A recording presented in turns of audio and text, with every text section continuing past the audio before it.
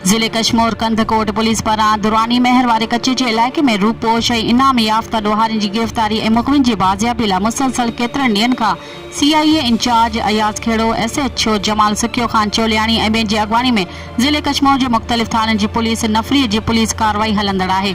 Police operation दौरान police मुक़ाबले जा दुरानी महर थाने ते 2 धार केस दाख़िल करे छॾिया आहिनि।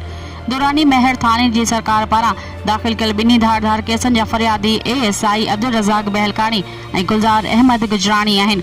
दाख़िल केस इलाइक़े जे बदनाम ॾोहारियुनि भैया गैंग, सब्ज़ोई गैंग, जागीरानी गैंग, खोसा ऐं सुंदराणी बिरादरी सां तालुक़ रखंदड़ मजमूई तौर ते 60 जवाबदारनि खे दहशतगर्दी एक्ट तहत केस में शामिल कयो वियो आहे। पुलिस मुक़ाबले जी दाख़िल कयल केसनि क्राइम नंबर 17 ऐं 18 में 40 जवाबदारनि खे नामज़द कयो वियो आहे। जिर्त 20 जवाबदारनि खे ॾिसी सुञाण तौर केस में शामिल कयो वियो आहे।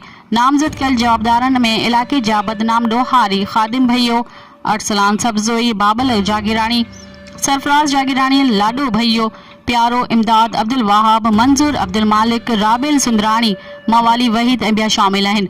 वाज़े रहे त मुसलसल 2 ॾींहं SSP कश्मीर अमजद शेख जी हिदायतुनि ते दोदा पुलिस चेक पोस्ट ऐं दुरानी महर वारे इलाइक़े में मुख़बिन जी बाज़ियाबी ऐं रूपोश जवाबदारनि जी गिरफ़्तारी लाइ पुलिस ऑपरेशन कयो हो। जवाबदारनि पुलिस मथां जदीद हथियारनि सां फायरिंग कई ऐं रॉकेट लॉन्चर पिणु फायर कया हुआ। पुलिस जे 2 ॾींहनि जी ऑपरेशन दौरान ॾोहारियुनि खे हिन वक़्त ताईं को बि नुक़सानु नाहे रसियो। पुलिस ऐं ॾोहारियुनि जी फायरिंग में ॻोठ गाही ख़ान भइयो जे रहवासी पोरियत जा 4 ढोर माटर गोलो लॻण सबबि मरी विया।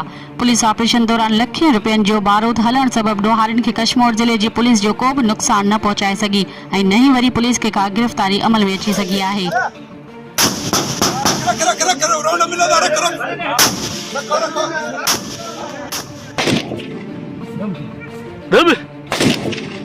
ते